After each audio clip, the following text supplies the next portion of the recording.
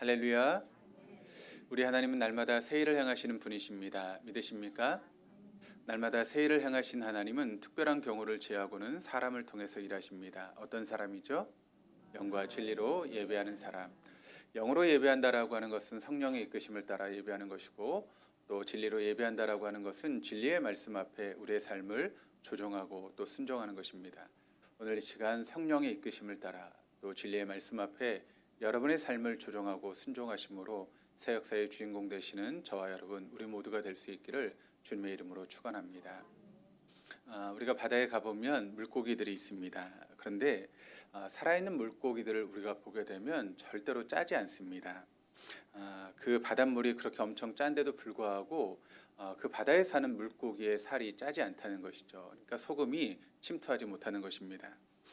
지금 그래서 막 잡은 물고기를 여러분 이제 회를 쳐서 먹으면 사람들이 뭐라고 이야기를 하는가 하면 달다라고 이야기를 합니다. 여러분, 그렇게 소금물에 살고 있는 그 물고기가 달다는 것이죠. 그런데 여러분, 그 물고기가 죽은 상태로 바닷물 속에 잠겨 있으면 그럼 어떻게 될까요? 그 물고기가 짜집니다. 그러니까 살아있는 물고기는 아무리 짠물에 헤엄을 쳐도 절대 짜지지 않습니다. 그것은 우리도 마찬가지입니다. 우리가 여러분 세상에 살아도 살아있는 믿음을 가지고 살아가면 우리는 결코 세상을 침범당하지 않습니다. 그런데 우리의 믿음이 죽으면 여러분 그때부터 우리는 세상에 요동하는 삶을 살아갈 수밖에 없습니다. 그래서 세상의 유행을 따라서 또 사람들이 살아가는 대로 그렇게 휩쓸려 다니게 되는 것이죠. 우린 누구입니까? 우린 살아있는 부활신앙을 가지고 믿음의 공동체 안에 살아가는 사람들입니다. 하나님의 인사이더라고 하는 것을 우리가 요한계시록 말씀을 통해서 함께 나누면서 계속 이야기를 하고 있습니다. 부활신앙이라고 하는 것이 여러분 무엇입니까? 예수님께서 십자가의 죽으심으로 우리의 삶의 구주가 되셨다는 것, 그리고 그 예수님을 하나님이 3일 만에 살려주심으로 그 예수님이 우리의 삶의 주인이 되셨다라고 하는 것을 믿는 것, 여러분 그것이 바로 부활신앙 아니겠습니까?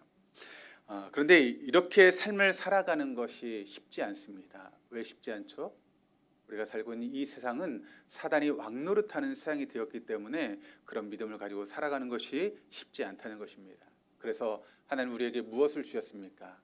바로 믿음의 공동체, 가족 공동체를 우리에게 허락해 주셨습니다. 혼자는 여러분 넘어질 수밖에 없고 또 힘듭니다. 그러나 함께 있으면 절대 넘어지지 않습니다. 옛날 어르신들은 기억하실 텐데 옛날에 난로 중에 조개탄 난로가 있었죠. 그 난로 안에 이제 조개탄을 넣고 이렇게 뜨뜻하게 하는 그런 난로가 있었습니다. 그런데 그 조개탄 난로 안을 보면 조개탄이 있는데 여러분 어떤 색깔을 띠고 있습니까? 시뻘건색을 띠고 있지 않습니까? 그런데 그 조개탄을 여러분 밖으로 꺼내놓으면 어떻게 되죠? 금방 그 빨갛던 조개탄이 어떻게 변합니까? 시커멓게 변합니다. 그리고 그것을 다시 조개탄 난로 안에 넣으면 또 어떻게 되죠? 금방 또 빨개집니다. 또 꺼내놓으면 시커매지고. 조개탄 난로 안에 있는 조개탄은 절대 까매지지 않습니다. 뻘겋게 달아오를 뿐이죠. 마찬가지입니다. 우리가 이 끈끈한 가족 공동체 안에 머물면 우리의 부활신앙이 헐헐 타오르게 되고, 그럴 때 우리는 세상에 감당하지 못한 능력의 삶을 살아가는 것입니다. 그러므로 이 가족 공동체 안에 여러분 우리가 머물러야 되는 이유가 바로 여기에 있는 것입니다. 함께 부활신앙을 가지고 삶을 살아갈 때 세상에 감당할 수 없는 그런 능력의 삶을 우리가 비록 부족하고 연약하다 할지라도 그 같은 삶을 넉넉하게 살아낼 줄 믿습니다. 우리는 머지않아 다 죽습니다. 죽으면 모든 것이 끝나는 것이 결코 아니다라고 하는 것을 말씀을 드렸습니다. 우리의 육체는 흙으로 돌아가지만 우리의 영은 결코 죽지 않습니다. 그리고 죽으면 그 영은 여러분 천국을 가든지 지옥을 가든지, 지옥 아니면 천국 둘 중에 하나입니다. 중간지대란 없다는 것입니다. 그런데 성경이 우리에게 여러분 가르치고 있는 그 가르침이 그것 아니겠습니까? 그래서 우리는 지금 요한계시록의 말씀을 통해서 우리가 그와 같은 것을 깨닫고 배우고 있는 것이죠. 특별히 우리가 지금 살피고 있는 소아시아 7교회에 대한 그런 말씀을 함께 나누면서 마지막 때 우리가 어떻게 믿음을 가지고 살아갈 것인가에 대해서 이 소아시아 7교회를 통해서 우리는 배우고 있는 가운데 있습니다. 교회 대신 머리 대신 예수님께서 어떤 것을 칭찬하시고 또 무엇을 책망하셨는지를 우리가 보면서 우리의 삶이 하나님이 칭찬받는 그런 삶을 살아갈 수 있는 우리 동독의 모든 교우들 될 수 있기를 주님의 이름으로 축원합니다. 오늘은 그 네 번째 시간으로 두아디라라고 하는 그런 교회에 대해서 함께 말씀을 나눌 텐데, 이 두아디라 교회는 한마디로 이야기를 하면 교회를 어지럽게 한 한 사람이 있는 교회, 그것이 바로 두아디라 교회라고 이야기할 수 있습니다. 왜 두아디라 교회는 교회를 어지럽히는 한 사람이 있는 교회가 되고 말았을까요? 그것은 바로 교회 머리 대신 예수님께서 그렇게 말씀하셨기 때문입니다. 우리 18절 말씀을 보니까 이렇게 기록을 합니다. 두아디라 교회의 심부름꾼에게 이렇게 써보내라. 그 눈이 불꽃과 같고 그 발이 노쇠와 같으신 분, 곧 하나님의 아들이 이렇게 말씀하신다. 그 눈이 불꽃 같고 그 발이 노쇠와 같으신 분, 곧 하나님의 아들은 누구시죠? 교회 머리 대신 예수님이십니다. 그러면 신부는 누구입니까? 이 말씀을 지금 기록하고 있는 사도 요한입니다. 그렇습니다. 이렇게 교회의 머리 대신 주님께서 이 두아디라 교회를 향해서 지금 뭐라고 말씀하고 있습니까? 우리 20절 말씀을 같이 한번 읽어보시겠습니다. 그러나 내게 나무랄 것이 있다. 너는 이세벨이라는 여자를 용납하고 있다. 그는 스스로 예언자로 자처하면서 내 종들을 가르치고 그들을 미혹시켜서 간음하게 하고 우상의 제물을 먹게 하는 자다. 자, 이 말씀을 우리가 제대로 이해하기 위해서는 두아디라라고 하는 그런 도시가 어떤 도시인지를 우리가 봐야 되는데, 지도상으로 우리가 이 두아디라라고 하는 지역을 보게 되면 이제 그 서머나 위에 쪽에 있는 좀 내륙 지역에 있는 그런 도시가 바로 두아디라 이런 도시입니다. 이 두아디라라고 하는 도시는 처음에는 농업과 목축업에 종사했던 그런 사람들, 그러니까 순박한 농부들과 목동들이 터를 잡고 생활했던 아주 조용하고 한적했던 그런 시골 마을이었습니다. 그런데 이 시골 마을에 누가 오기 시작했는가 하면 유대인들이 한 명, 두 명 오면서 정착하기 시작했습니다. 여러분, 유대인들이 어떤 사람인지 우리가 잘 알고 있죠. 유대인들은 굉장히 장사를 잘하는 사람들이고 어떤 그런 여러 가지 그런 지식이 뛰어난 그런 사람들 아니겠습니까? 그래서 지금도 세계 경제를 이제 주무르는 사람들이 유대인이다라고 하는 그런 이야기들을 많이 하지 않습니까? 그러니까 그런 유대인들이 자리를 잡기 시작하면서 이 조용하고 한적했던 시골 마을이었던 이 두아디라라고 하는 도시가 갑자기 상업과 무역의 그런 중심이 되는 그런 도시로 변모하게 되는 것이죠. 그러면서 사람들이 점점 많아지기 시작하고 이렇게 번잡한 그런 도시가 되었습니다. 특히 이 도시에는 이제 자색 옷감을 염색하는 그런 일이 많았다고 합니다.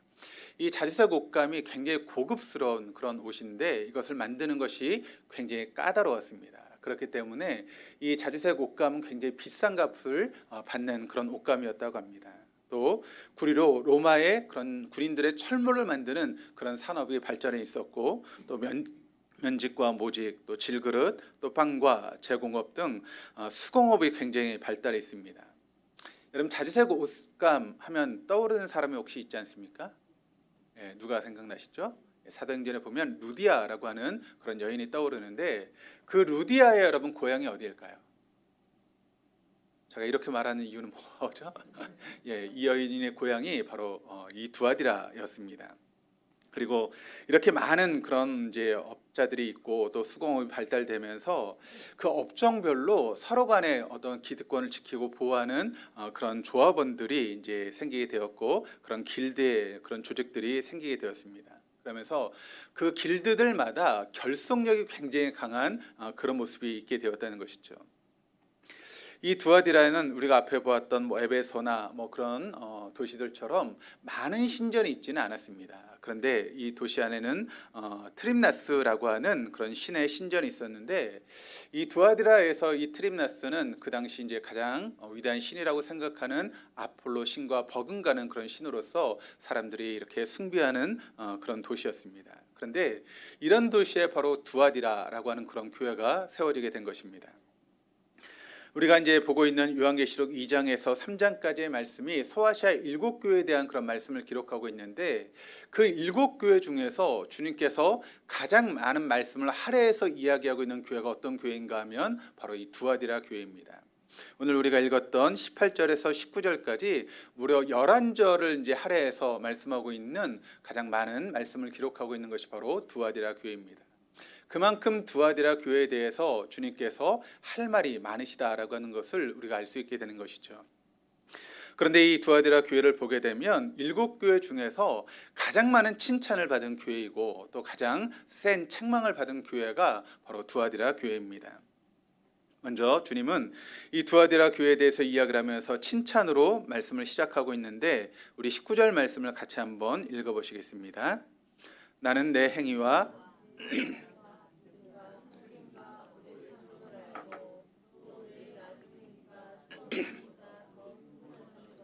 안다. 주님이 지금 뭐라고 칭찬하고 계시는가 하면 여러분 교회에서 가장 소중하게 생각하는 그런 가치관들이 있는데 그 가치관이 지금 두아디라 교회를 칭찬하시면서 5가지나 지금 나오고 있습니다. 첫 번째 보시면 내 행위를 안다라고 이야기를 하고 있는데 이게 이제 개역 개정으로 이제 번역을 할 때는 사업이라고 하는 단어로 이제 바꿔서 기록을 하고 있습니다. 그리고 또 뭐가 있습니까? 내 사랑도 알고 있고 믿음도 있고 섬김도 있고 그리고 오래 참음도 있다. 그러니까 주님께서 이 두아디라 교회를 바라보시면서 이 두아디라 교회를 봤을 때 그 교회는 믿음이 있는 교회였다는 것입니다. 그리고 섬김이 있는 그런 교회였다는 것입니다. 그리고 그 믿음과 섬김을 지켜오다 보면 역경이 찾아오는데 그것을 참을 수 있는 오래 참은 인내가 있는 그런 교회였다라고 말씀하고 있습니다. 또 여러분 에베소 교회를 주님께서 책망하실 때 무엇 때문에 책망했습니까? 무엇 때문에 책망하셨죠? 처음 사랑을 버린 교회, 그것이 바로 에베소 교회 아니었습니까? 그러니까 에베소 교회가 책망받을 수밖에 없었던 그 사랑을 가지고 있는 교회가 어떤 교회였는가 하면 바로 두아디라 교회였습니다. 그리고 주님을 위한 사업을 하고 있는 그런 교회가 바로 두아디라 교회였다는 것이죠. 그런데 여기 말씀을 보니까 또 어떤 말씀이 있는가 하면 내 나중 행위가 처음 행위보다 더 훌륭하다는 것을 안다. 그러니까 여러분 신앙이라고 하는 것이 우리가 처음에 정말 뜨거운 신앙을 가지고 있다가 시간이 흐르면 어떻게 됩니까? 그 신앙이 식어버리는 경우들이 있지 않습니까? 그런데 이 교회는 지금 뭐라고 말씀하고 있는가 하면 처음 행위 그것보다 나중 행위가 더 훌륭하다라고 이야기를 합니다. 그러니까 시간이 지나갈수록 그들의 믿음이 어떻게 됐다는 거예요? 점점 더 도와지고 또 성숙해지는 그런 믿음이 되었다라고 하는 것을 이야기를 하고 있습니다. 여러분 이 정도면 어느 교회입니까? 정말 완벽한 교회 아닙니까? 퍼펙트한 그런 교회라고 우리가 이야기할 수 있는 그런 교회입니다. 믿음이 있고 섬김이 있고 인내가 있고 사랑이 있고 주님을 위한 사업이 있고 그런데 그런 모든 신앙의 모습들이 점점점 발전해 나갔던 거의 완벽한 교회가 바로 두아디라 교회라고 이야기하고 있는 것이죠. 그런데 말입니다. 이런 모든 칭찬받을 수 있는 그와 같은 것들이 있었음에도 불구하고 그 모든 칭찬을 한순간에 무너뜨릴 수밖에 없는 치명적인 문제가 바로 두아디라 교회 가운데 있었다라고 하는 것을 주님께서 말씀하고 있습니다. 우리 20절 말씀 같이 한번 읽어보시겠습니다. 그러나 내게 나무랄 것이 있다. 너는 이세벨이라는 여자를 용납하고 있다. 그는 스스로 이언자로 자처하면서 내 종들을 가르치고 그들을 미혹시켜서 간음하게 하고 우상의 재물을 먹게 하는 자다. 앞에 잠깐 말씀을 드렸던 것처럼 이 두아디라고 한 도시는 상업이 발달했던 그런 도시라고 말씀을 드렸습니다. 그리고 각 업종별로 서로 결속력이 강한 그런 길드라고 하는 것들이 조직되어 있었다라고 말씀을 드렸습니다. 이 도시가 이제 상업이 발달하면서 돈이 넘쳐나다 보니까 그런 길드가 이제 조직이 되고 좀 어떤 의미에서 보면 우리나라의 개 조직 같은 그런 모임들이 이 두아디라 도시 가운데 있게 되었다는 것이죠. 그런데 이 두아디라에 성행했던 그런 조직, 개 조직들은 당시 이 도시에 존재하고 있었던 트림나스 신전과 밀접한 그런 관계를 맺고 있었습니다. 이 조합원들이 서로 이제 일정의 이제 갯돈을 내지 않겠습니까? 그러면 그 돈의 일부를 지금 어디다 갖다 바치는가 하면 트림나스 신전에 이제 후원을 하고 이제 돈을 이제 바칩니다. 그러면 어떤 이제 기간이 되고 또 어떤 날이 되면 모든 조합원들이 그 트림나스 신전에 가게 됩니다. 그리고 제사를 드리게 되죠.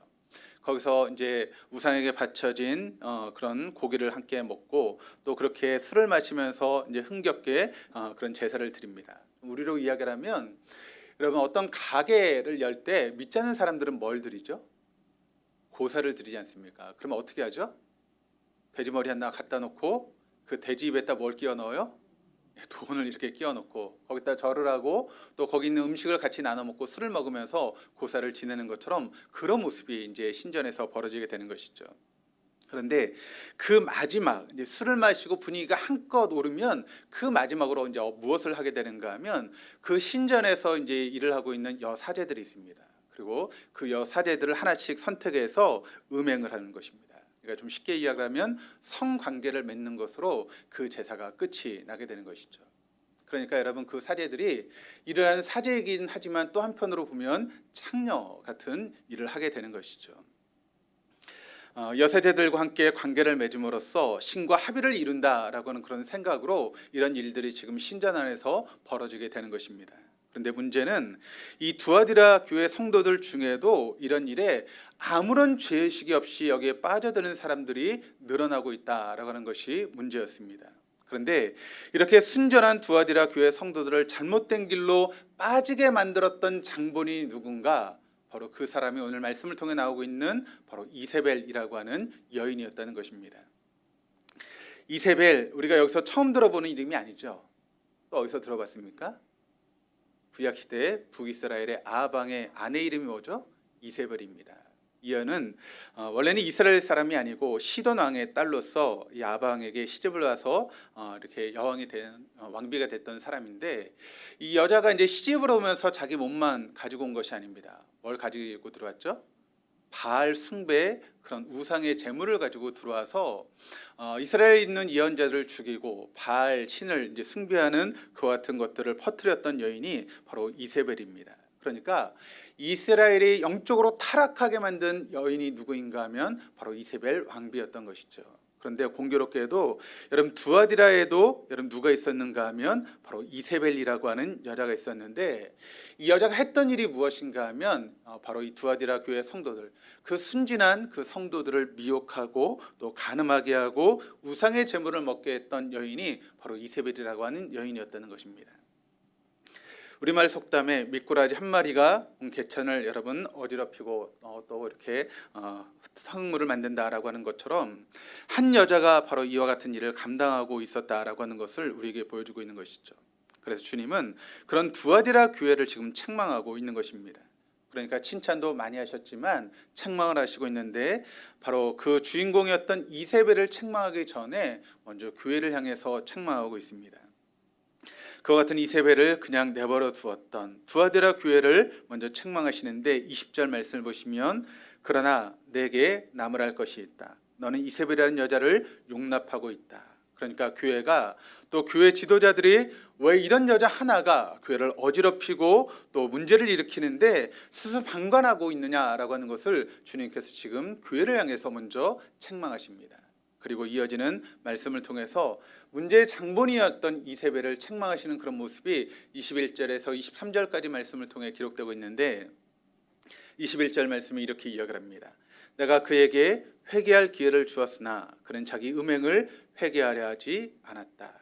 그러니까 이세벨에게 회개할 수 있는 기회를 충분히 주셨음에도 불구하고 그가 회개하지 않았다라고 하는 것을 먼저 지적하시면서 22절, 23절 말씀을 통해 책망하시는데, 우리 22절, 23절 말씀 같이 읽겠습니다.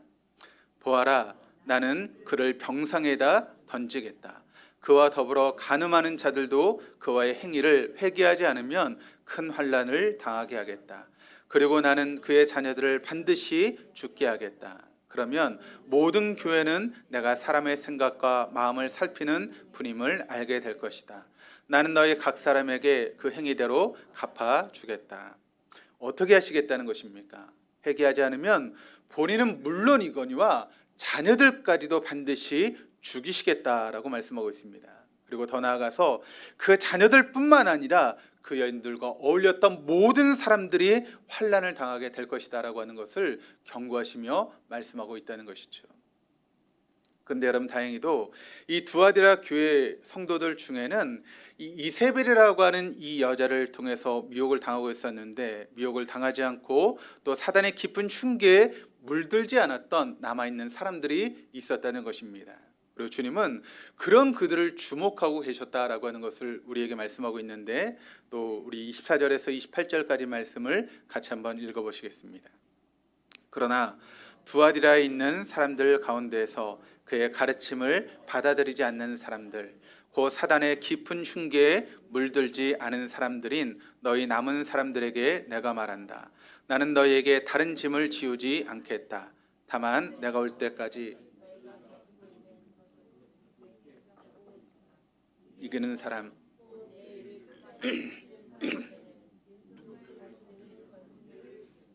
그는 새 지팡이로 그들을 다스릴 것이고 민족들은 마치 질그릇이 부서지듯 할 것이다. 이것은 마치 내가 나의 아버지께로부터 권세를 받아서 다스리는 것과 같다. 나는 그 사람에게 샛별을 주겠다. 그러니까 이렇게 이세벨의 미혹에 빠지지 않는 그런 사람들에게 주님께서 두 가지 위대한 약속을 주셨는데, 하나는 무엇인가 하면 민족을 다스리는 권세를 주겠다. 그러니까 만국을 다스리는 리더가 되게 하겠다라고 하는 것을 말씀하고 있고, 또 다른 하나는 샛별을 주겠다. 그러니까 어두운 밤을 몰아내는 샛별, 새벽별을 주시겠다라고 하는 두 가지 약속을 하고 계십니다. 그러니까 주님께서 그들과 함께 계셔서 주님의 선한 영향력을 그 가운데 끼치게 하시고 어두운 세상을 밝히는 샛별과 같은 그런 존재들로 그들을 만들어 주시겠다라고 주님께서 약속하고 있다는 것이죠. 그러니까 지금 두아디라 교회는 이런 주님의 칭찬과 책망이 있는 그런 교회였는데, 이런 칭찬과 책망에도 불구하고 두아디라 교회는 결국 어떻게 되었을까요?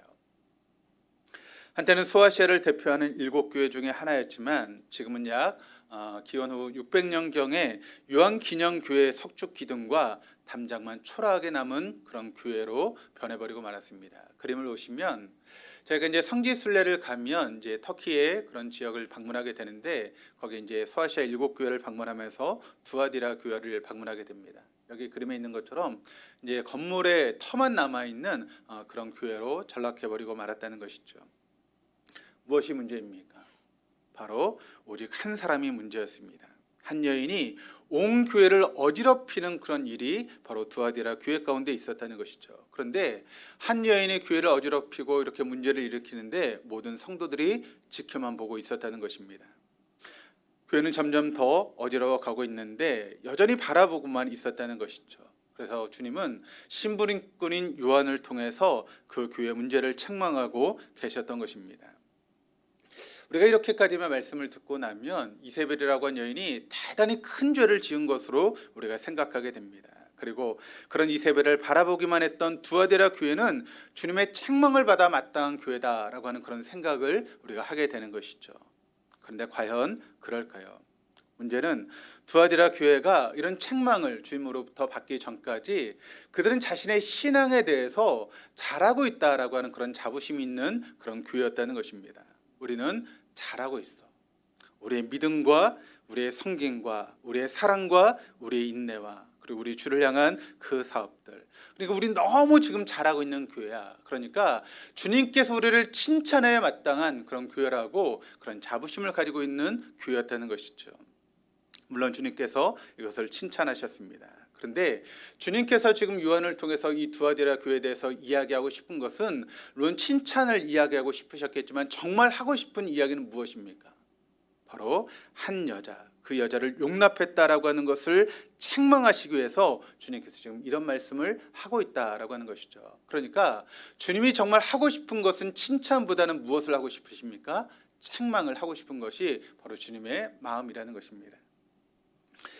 주님께로부터 엄한 책망을 받았던 이세벨이라는 여인은 우리가 생각하는 것처럼 그렇게 대단한 그런 죄인이 아닐지도 모릅니다. 이세벨의 잘못된 철학과 사상이 무엇입니까? 이 두아디라라고 하는 도시가 자랑하고 있었던 길드라고 하는 동업조합, 그러니까 일종의 개조지라고 할 수 있는데, 그래서 장사를 하려면 특별히 절기마다 이 조합원들과 함께 제사에 참여했습니다. 그곳 상인들은 정기적으로 트림나스 신전에 가서 절을 하고 또 우상 앞에 놓인 고기를 먹고 또 그리고 행음으로 그 모든 제사를 마무리했습니다. 그런데 이 도시에 살면서 장사를 하는 그리스도인들은 자기가 트림나스 신에게 이렇게 제사를 드리는 것으로 인해서 마음속에 많이 불편한 그런 마음이 있었다는 것이죠.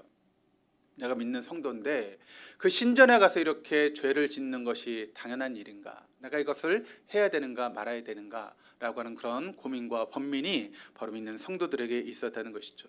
그런데 이 트림나스 신에게 제사를 드리자니 신앙적으로 문제가 되고, 그렇다고 제사를 드리지 않자고 하니 내가 이 땅에서 지금 장사라는 것이 어렵게 되는, 이러지도 못하고 저러지도 못하는 그런 딜레마에 빠져 있었던 것이 바로 두아디라 교회 성도들의 모습이었다는 것이죠.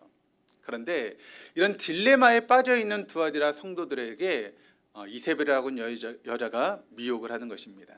아마 그 여자가 이렇게 이야기했을 것입니다. 아니, 우리가 이 두아디라라고 하는 도시에 살면서 어떻게 그 길드에 가입하지 않을 수가 있겠어? 우리가 만약 이 길드에 가입하지 않는다면 내가 어떻게 장사를 할 수 있겠어? 그리고 장사할 때 그냥 관습적으로 절 한번 한다고 해서 우리의 신앙이 더럽혀지는 것은 아니잖아. 우리가 하나님을 기쁘시게 하기 위해서 얼마나 애를 쓰고 있어. 우리에게는 다른 교회가 흉내낼 수 없는 믿음이 있고, 또 섬김이 있고, 인내가 있고, 에베소 교회가 그렇게 책망을 받았던 주님을 향한 사랑이 있고, 여기서 한 걸음 더 나아가서 주님을 위한 사업도 열심히 하고 있잖아.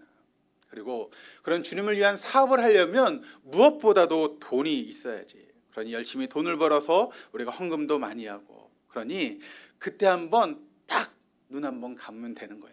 그냥 절 한번 하고 고기 먹는 신용하고 그리고 행음에 참여하면, 그래서 열심히 돈을 벌어서 헌금도 많이 하고 주님을 위한 사업을 열심히 하면 하나님께서 얼마나 기뻐하시겠어 라고 하는 그런 이야기로 사람들을 미혹했을 것입니다. 그런데 이런 이야기에 상당히 많은 두아디라 교회 성도들이 이 여인의 이야기에 동조했다는 것입니다. 그리고 이세벨은 이 교회 안에서 서서히 여성 지도자로서 영향력을 행사하는 그런 자리에까지 나아가게 된 것이죠. 그런데 과연 여러분, 이것이 두아디라 교회만의 문제입니까? 우리에게는 여러분 그런 딜레마라든가 그런 부분들이 없습니까? 우리가 믿음을 가지고 세상에 살다 보면 우리가 여러분 고민에 빠질 때가 있지 않습니까? 내가 믿는 성도로서 이것을 해야 되나 말아야 되나? 그런데 하지 않자니 많은 손해가 우리에게 끼칠 것을 생각하면서 이러지도 못하고 저러지도 못하는 그런 마음 가운데 빠질 때가 있다는 것이죠. 그러면서 뭐 다른 사람도 다 하는데 그냥 나 한 사람 한다고 뭐 문제가 되겠어? 라고 하는 생각으로 불법을 저지를 때가 얼마나 많이 있습니까? 그러면서 그런 자리에 서게 되면 주님 잠깐 눈 좀 감아주시죠. 아니면 주님 잠깐 어디 좀 갔다 오시죠 라고 하는 그런 마음을 가지고 우리가 그 일을 행해 나갈 때가 얼마나 많이 있습니까? 또 그런 불법을 저지를 때는 그리스도인이라는 타이틀을 내려놓고 마치 믿지 않는 사람들처럼 그렇게 행동하며 믿지 않는 사람과 똑같이 행동하는 그런 모습들이 우리의 모습 가운데 있다는 것이죠. 그렇습니다. 그것이 바로 이세벨의 문제였고 두아디라 교회의 문제였습니다. 그런데 이것이 여러분 그들의 문제만이 아니라 우리의 문제이고 한국 교회의 문제라고 하는 것을 우리는 잊지 말아야 됩니다. 그렇다면 주님께서는 왜 이런 문제에 대해서 이렇게 과민하게 반응하고 있는 것일까요? 그 이유가 로마서 5장에서 설명되고 있는데, 사도 바울은 로마서 5장의 말씀을 통해서 한 사람의 중요성을 우리에게 이야기를 하고 있습니다. 로마서 5장 12절 말씀을 같이 한번 읽어보시겠습니다. 그러므로 한 사람으로 말미암아 죄가 세상에 들어오고 죄로 말미암아 사망이 들어왔나니 이와 같이 모든 사람이 죄를 지었으므로 사망이 모든 사람에게 이르렀느니라. 그러니까 한 사람 때문에 모든 사람이 죄인이 되었다라고 하는 것을 주님께서 말씀하고 있습니다. 그런데 여러분 그 죄가 뭡니까? 한 사람은 또 누구죠? 아담과 하와죠. 그러면 아담과 하와가 지었던 죄가 무엇입니까? 선악과를 따먹은 것입니다. 그러니까 아담과 하와가 무슨 살인죄를 저지르고 강도짓을 한 게 아닙니다. 그저 선악과 하나 따먹은 것입니다. 그런데 그 선악과 하나 따먹은 그것 때문에 아담과 하와가 에덴 동산에서 쫓겨났습니다. 그리고 수고해야 먹을 것을 얻을 수 있는 수고의 그런 짐이 지어지게 되었고 또 죽음의 형벌을 받게 되었습니다.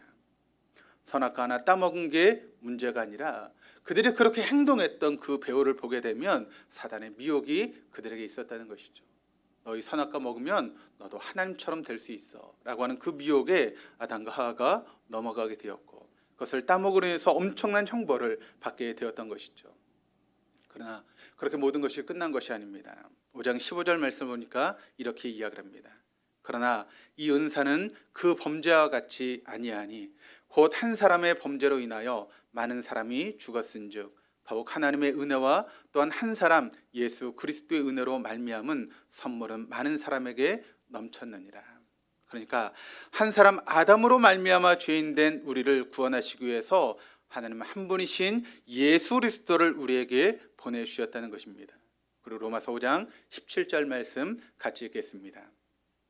한 사람의 범죄로 말미암아 사망이 그 한 사람을 통하여 왕노릇하였은즉 더욱 은혜와 의의 선물을 넘치게 받은 자들은 한 분 예수 그리스도를 통하여 생명 안에서 왕노릇하리로다. 그동안에는 한 사람 아담의 죄 때문에 모든 사람이 죽음의 왕노릇하는 세상 가운데 살게 되었는데 이제는 예수 그리스도 한 분으로 말미암아 우리가 생명 안에서 왕노릇하게 되었다라고 그렇게 말씀하고 있는 것이죠. 그러니까 한 사람 아담으로 인해서 그 선악과 하나 따먹은 작은 죄로 인해 세상에 죄가 들어왔습니다. 그래서 그의 후손들인 우리들은 우리의 의지와 상관없이 여러분 우리는 무엇이 되었습니까? 죄인이 되었다는 것이죠. 그러나 예수님은 아담으로 인해서 시작된 죄의 고리를 한순간에 끊어내시고 인류 구원의 새 역사를 이루어 주셨다는 것입니다.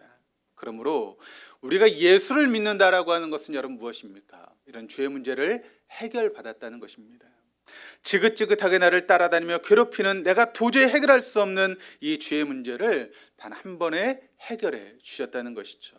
그러므로 우리가 예수를 믿는다는 것은 더 이상 죄의 종노릇하지 않게 된 것이고 하나님 예수를 통해서 예비하신 구원의 삶을 살아갈 수 있는 그런 존재가 되었다라고 하는 것을 우리에게 말씀하고 있는 것입니다. 그러므로 여러분이 그 사실을 믿을 수만 있다면 오늘 저녁에도 하나님께서 우리를 부르신다면 우리는 어디에 가요? 천국에 가게 되는 것입니다. 예수님이 나를 위해서 죽으셨다는 것을 믿음으로 인해서 우리는 우리가 아무리 죄인이라 할지라도 천국의 삶을 보장받을 수 있다라고 하는 것을 여러분 믿으시기를 바랍니다. 그러므로 여러분 이 한 사람의 역할이 얼마나 중요한지를 우리가 그 말씀을 통해 깨달을 수 있는 것 아니겠습니까? 아담 한 사람 때문에 모든 사람이 죄인이 되었고 모든 사람에게 죽음이 찾아왔습니다. 그러나 한 분 예수님은 아담으로 인해서 시작된 죄의 고리를 한순간에 끊어내시고 인류 구원의 새 역사의 장을 만들어 주셨다는 것이죠. 그러므로 한 사람의 역할이 중요하다는 것입니다. 나 한 사람 때문에 내가 속해 있는 공동체가 죄악 가운데 여러분 떨어질 수 있고 죽음의 지배를 받을 수도 있지만 반대로 나 한 사람 때문에 내가 속한 공동체가 생명과 성령의 지배를 받을 수 있다라고 하는 것을 우리는 잊지 말아야 한다는 것이죠. 한 가지 이야기를 하고 말씀을 마치겠습니다. 지금은 고인이 되신 다른 교단 장로님의 이야기입니다. 이 장로님은 경건한 신앙인이기보다는 교회 정치에 열심이셨던 그런 분이셨습니다. 지방의 총회 일에 빠지지 않고 참석하시면서 교회에서 주인 행세를 하셨던 그런 분이셨습니다.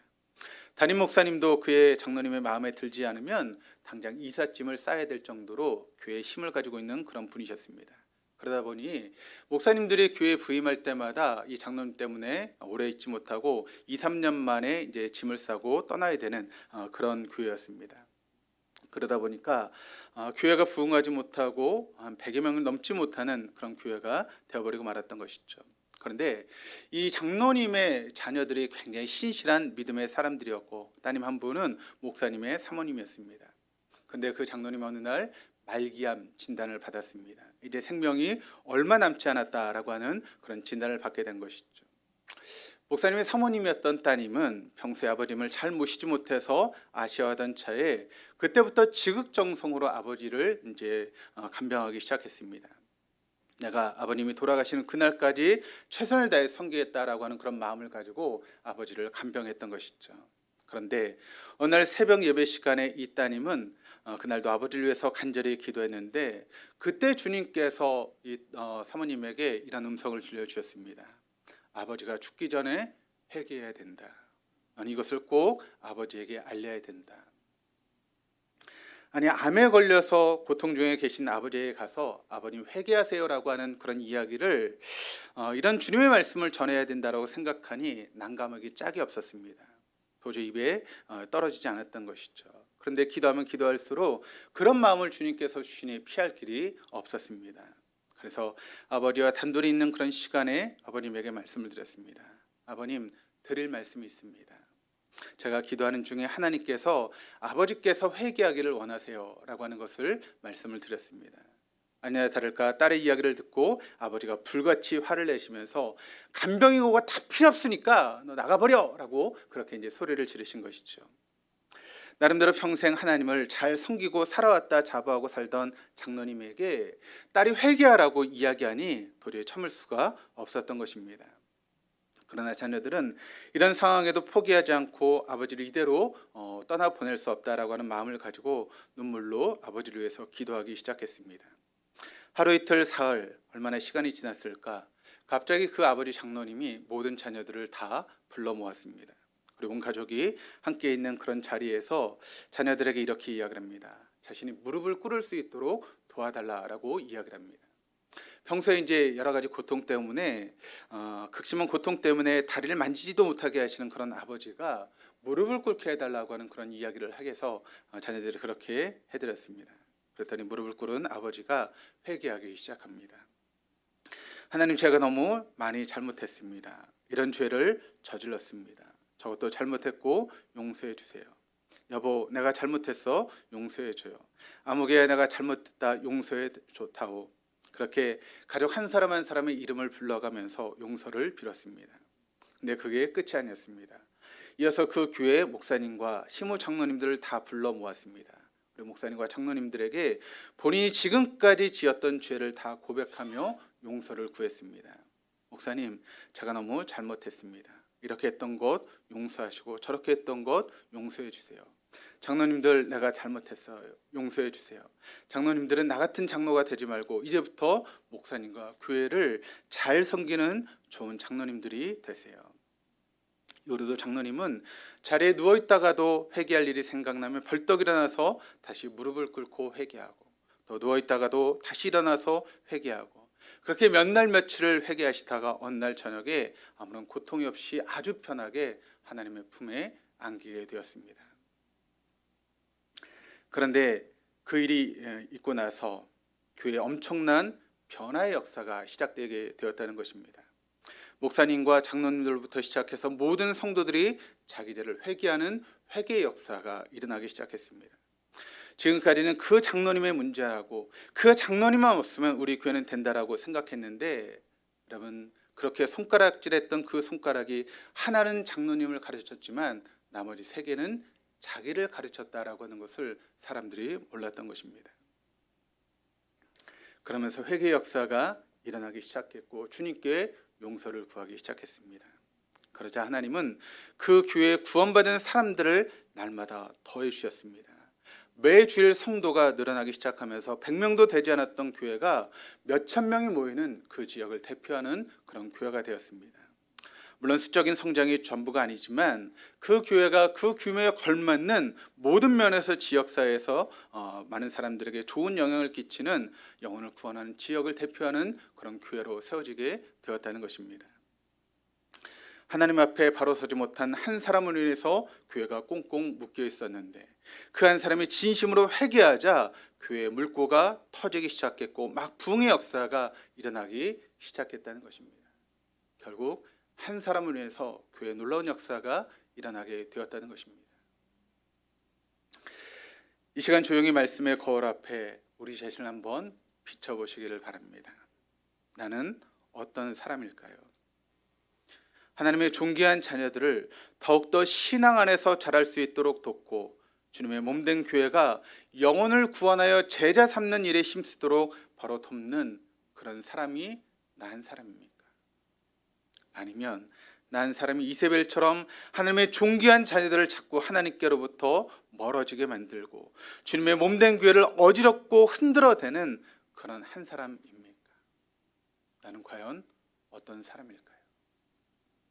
내가 어떤 한 사람이 됐냐에 따라서 우리 교회의 모습이 달라질 수 있고 우리가 속해 있는 공동체가 변화될 수도 있는 것입니다.